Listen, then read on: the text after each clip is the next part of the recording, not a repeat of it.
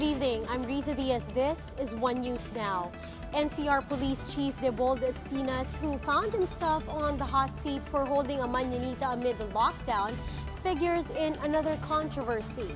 This time, he is accused of leading a team of policemen that allegedly harassed the family to leave their house near a police headquarters. Marian Enriquez has the rest of the story. In this CCTV footage that was posted on Facebook by Arls de los Santos, a number of PNP personnel trooped in front of the garage of a home near the Southern Police District headquarters in Taguig around 4 p.m. on Saturday.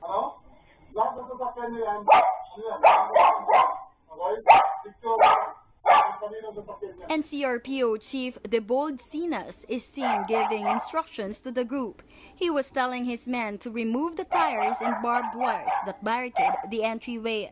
Then two men appeared, one of them in a wheelchair. They are brothers Arls and Mike Arnel de los Santos, who have been living there for 10 years now. In his post, Arls said that an officer grabbed his phone when he tried to take a video of the conversation.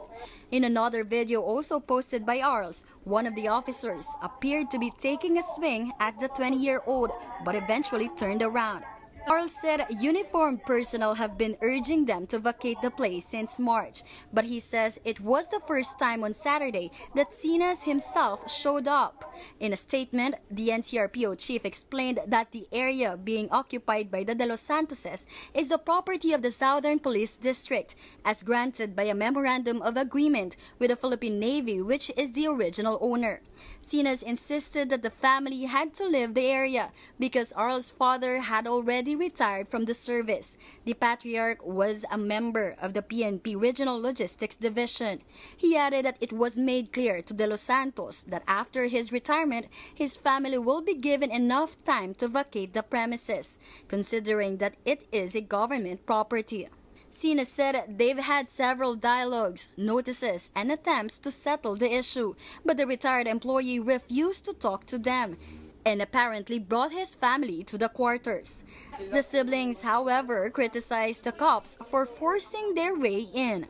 Ang amin lang po, makipag-usap sila ng maayos, magpakita sila ng papel, tapos mag-usap kami. Hindi yung dadalhan po nila kami ng napakadaming polis and magpe-presenta po sila ng mga dahas.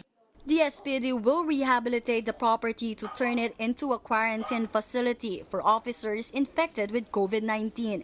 The De Los Santos siblings argued that their grandfather has the land title. Arls told us he also showed policemen a certificate of occupancy. Sa lolo po kasi namin yung lupa. So meron po siyang claims and dito po, barracks po kasi ito ng mga pulis dati. He said they asked the policemen for any document formally ordering them to leave the area, but the police were not able to provide one. Ang sinasagot lang po nila sa bawat tanong namin is sigaw at pambabraso po na ginagawa nila. The barangay also appeals to the police to refrain from harassing the family and settle the issue in court instead. Pakiusap ko kay General Sinas sa kaya General Peralta, huwag na silang iharas. Kaya let's the court halay dumalo yung sa korte. Pagbaba ng resolusyon, mag-usap kayo.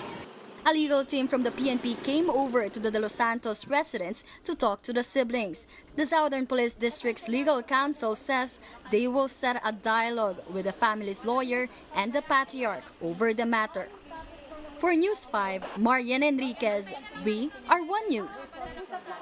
Now here are other stories we're keeping our eyes on. 4 staff from the Office of the Vice President have been infected with the coronavirus, according to spokesman Barry Gutierrez. He clarifies, however, that the Vice President tested negative for COVID-19. The Foreign Affairs Department said that 3 more countries have already lifted restrictions for Filipino travelers subject to medical protocols. These are Macau, Croatia, and Senegal. And DILG Undersecretary Martin Adino says he is in favor of a martial law-style show of a military force to instill discipline among residents during the pandemic.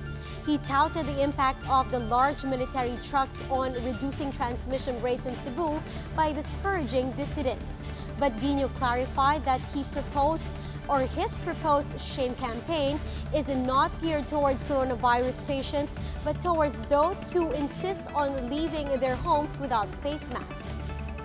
Now, for more updates, follow News 5, The Philippine Star, and Business World online. You may also visit our website, onenews.ph, for more in-depth analysis. You can also catch One News on Signal Play app. Register for a free account now at www.signalplay.com and stream One News live anytime, anywhere.